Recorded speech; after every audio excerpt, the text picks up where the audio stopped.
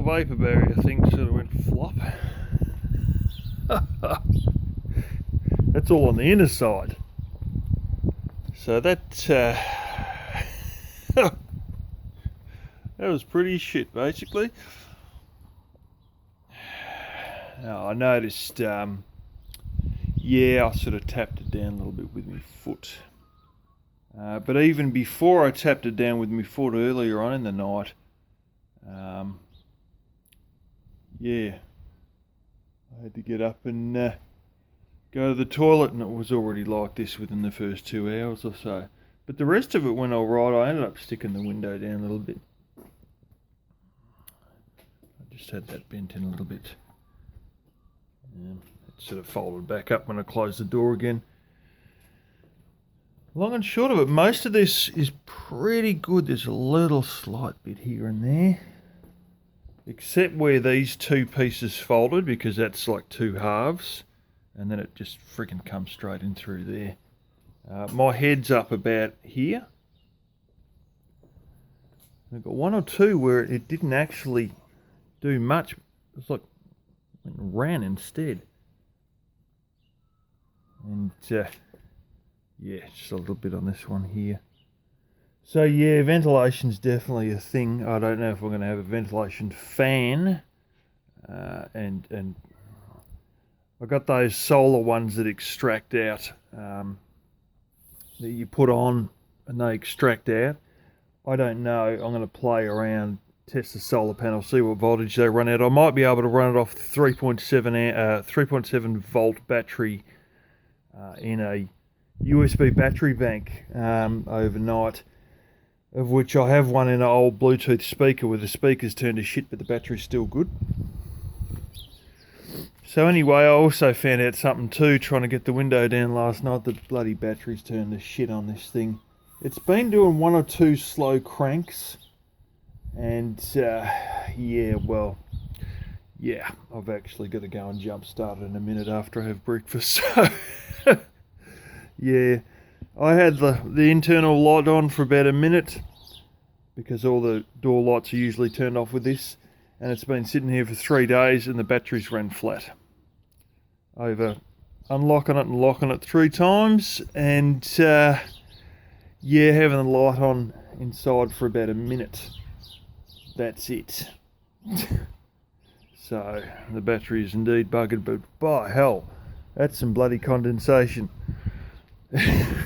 So you never really get enough info on condensation on YouTube. It's all a little bit hazy, and you don't sort of get real answers and stuff. It's just, you know, and you got to actually try to find it out exactly what happens, and it's any gaps in reflectix.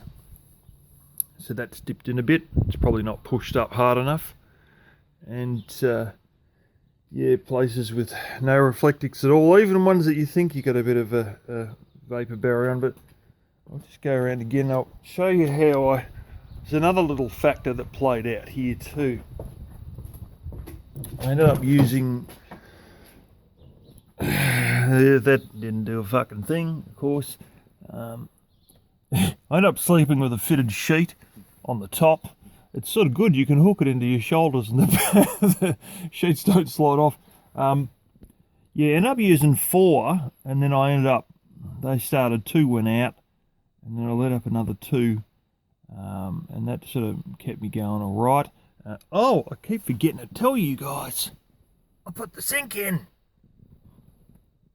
Yeah, I've got something laying in that. Oh, handkerchief. Yeah.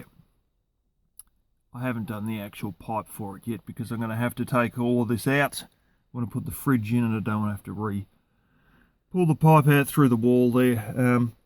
So anyway, yeah, you can't have a full-size pillow. It just doesn't seem to work. Your head's too bloody close to the top, and and then next thing you know, you sort of slid forward too much because the pillow's taken up so much room. You slide forwards too much, and even when you don't, if you fully stretch your feet, you'll sort of go and, yeah, move that maybe an inch forward. as you can see, I sort of, yeah, I moved it an inch forward by tapping it with my feet. That was only within the last short while though. The condensation was already building up on the windscreen before that. But that's fully stretching myself out, because just having a pillow there seems to make you slide down the bed a little bit more. And honestly, that pillow was so big, my head was just about touching the freaking top of the tailgate. So I got a cushion from out of this house I'm parked at, and yeah. So there we go. It's, yeah, the things you learn. And this is what you got to do. You got to do a trial run with everything to learn, because there's always something you didn't learn. And I was really just going to go get a full-size, or use my normal, full-size pillow for this, if not buy a separate one just for the van.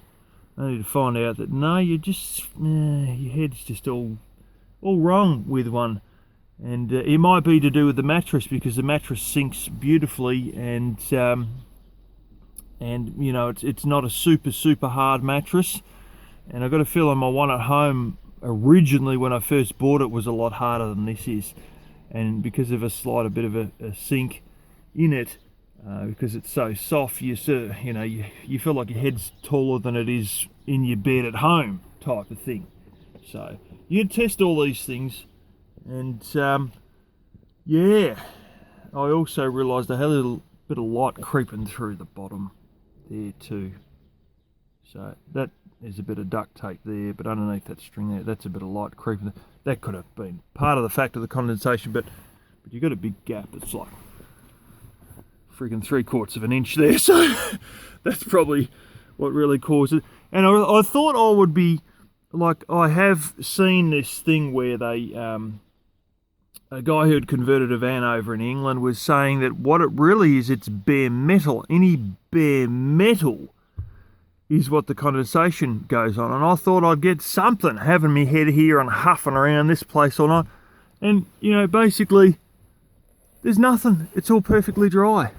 What I did notice though, strangely enough, when I was getting out to go to the toilet, is that one there. That was pissing wet. So that's just your inner side of your door here. Yeah, and that's, like, really speaking, that's about the only bit of actual steel there is. And yeah, so yeah, it definitely is directly related to bare steel in the van, and that's why he had a very small cargo van, and he put marine carpet, which is a sort of carpet they use on the deck of a lot of boats, recreational type boats, and he put all that all over the roof and that, and you've probably seen that in other people's vans anyway. But yeah, I must admit, like, my gosh, this is, aside from these gay ass little pom-poms, this was actually, I was surprised how warm I was in here, really speaking. With a couple of lousy candles going, 4 candles, and then drop down to 2 with the window open. It's one sheet, one throw, and another one that is more or less just covering me feet, and I pulled it part way up here. And yeah. So yeah, the only real annoying thing was trying to get my damn pants on. My gosh, that was a bit of a loop through to get the full-length trousers on here. So I might be waking up every morning to get into shorts before I get in the driver's seat, just so I don't have to frickin' first pull them all up as I'm hunched right over. I'm trying to pull my pants up, and then I've got to pull it up to my knees tight before I can then bend down onto my knees before I can pull from my knees further. Oh, what a shitstorm. I think I'll just be getting in shorts in the morning, if at all possible, and working out the pants maybe as I'm sitting in the driver's seat later on, or something.